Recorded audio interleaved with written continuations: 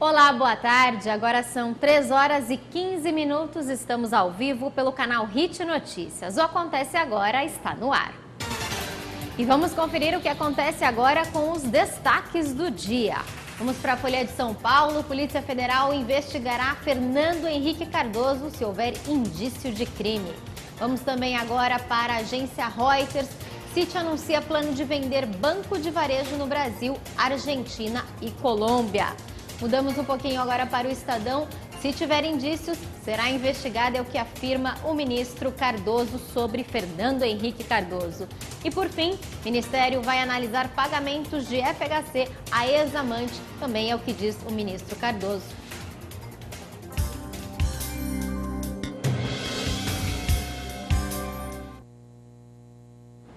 O governo federal anunciou hoje um corte de 25 bilhões de reais e prevê ainda um saldo negativo para este ano. Essas medidas foram tomadas porque as expectativas sobre o desempenho da economia no Brasil não são as melhores.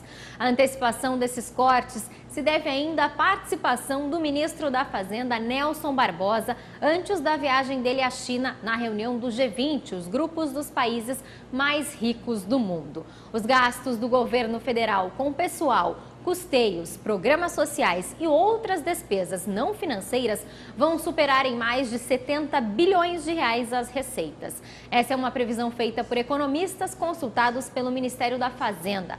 Em janeiro, a pesquisa apontava um rombo estimado de 68 bilhões de reais. E um mês depois, já subimos para 70 bilhões. A presidente Dilma Rousseff ainda defende o cumprimento do superávit, ou seja, ela quer que as receitas sejam maiores que as despesas, em pelo menos 24 bilhões de reais. Mas cá entre nós, a economia do país tem se mostrado cada vez mais retraída.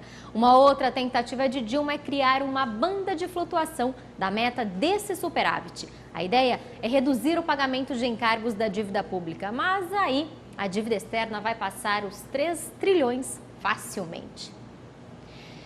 Olha só, o frete pago na China é mais barato que o valor pago para um motoboy ir e voltar dos aeroportos de Campinas e Guarulhos, na Grande São Paulo. Ou então, mandar até uma caixa de Sedex de Brasília a São Paulo. E lá na China, o dinheiro é o suficiente para um pagamento de um frete de um container com 20 toneladas de produtos da China aqui para o Brasil. Muita diferença, hein? E a decisão do Supremo Tribunal Federal em prender a partir de decisão de segunda instância está dando o que falar. Para alguns advogados, a decisão vai aumentar o caos do sistema penitenciário do Brasil e isso trará automaticamente mais insegurança ao país. Atualmente, a grande maioria das prisões no Brasil não é favorável para a sociedade como um todo. De 10 presos, somente 2 trabalham. 80% das penitenciárias não contam com marcenarias, padarias ou fábricas. Nos estados de Sergipe e Rio Grande do Norte, por exemplo, apenas 3% dos presos trabalham. A lei de execução penal garante o direito ao trabalho e o preso desconta um dia de pena para cada 3 dias trabalhados. Há quem critique essa lei, mas pensar que eles um dia devem voltar à sociedade e precisam estar habilitados para isso, favorece a sociedade quanto a um país melhor, mais justo e com mais segurança, tanto para mim quanto para você. O Brasil possui mais de 600 mil presos e é a 4ª maior população carcerária do mundo.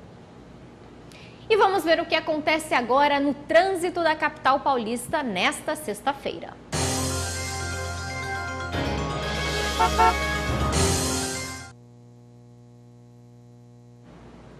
E nós temos imagens agora da marginal do Rio Tietê. Olha só esse trechinho já bastante lento, os motoristas reduzindo a velocidade. Você observa então quem vai na direção da rodovia Castelo Branco, quem vai na direção da rodovia Ayrton Senna.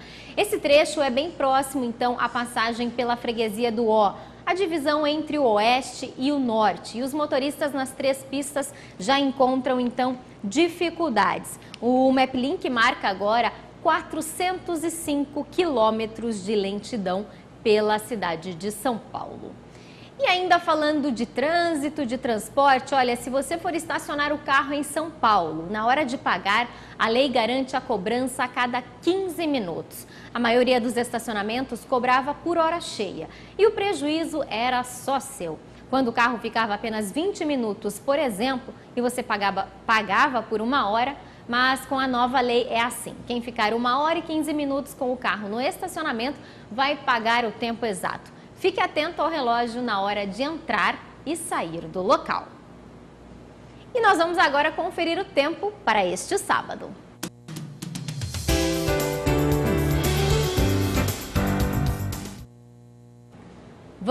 Vamos conferir então agora a previsão do tempo para este sábado na região sudeste do país. Olha só o mapa mostrando aqui pra gente que em São Paulo, no Rio, em Belo Horizonte, o sol vai dar as caras pela manhã sim. Mas olha, não vai durar muito tempo não, porque a previsão é de chuva durante a tarde e também à noite. Já em Vitória vai ter muito sol e o dia vai ficar perfeito para você curtir o final de semana. Em São Paulo, os termômetros marcam 21 e chegam até os 30 graus. No Rio de Janeiro, a mínima é de 21. Em Vitória, a mínima vai de 24, com a máxima de 34 graus. E já em Belo Horizonte, não vai passar da casa dos 33 graus. Bom, e com a crise na Petrobras, a Olimpíada do Rio de Janeiro não vai receber patrocínio. A menos de 6 meses do grande evento, o comitê organizador ficará desfalcado de óleo e gás. Um novo fornecedor desses produtos deve ser anunciado. E é por isso que agora a gente vai ver um pouquinho mais do esporte, só que agora com uma corrida inusitada.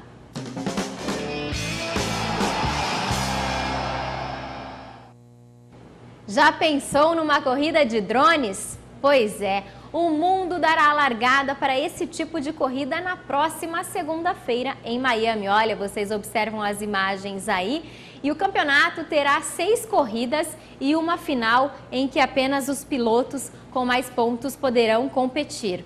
Chamadas de First Person View, visão de primeira pessoa em inglês. Olha, as corridas têm atraído a atenção das pessoas com vídeos que misturam imagens em terceira e em primeira pessoa. Por exemplo, em alguns momentos o espectador pode ver o drone passando por uma janela e em outros assiste a uma manobra a partir da visão do piloto. Os competidores podem chegar à velocidade de até 128 km por hora. Por isso, para que eles possam ser vistos pelos espectadores durante a corrida, todos são enfeitados com luzes de LED. Bom, essa edição finaliza por aqui, mas antes eu quero dizer para você que essa semana foi muito especial, porque o Acontece Agora completou 1 mês na programação do Hit Notícias. Agradeço a toda a equipe que coloca o boletim no ar e trabalha muito para te manter informado. E claro, a você em casa que nos acompanha. Aproveite e curta a nossa página no facebook.com/programa Acontece Agora. Um ótimo final de semana para você e até segunda-feira.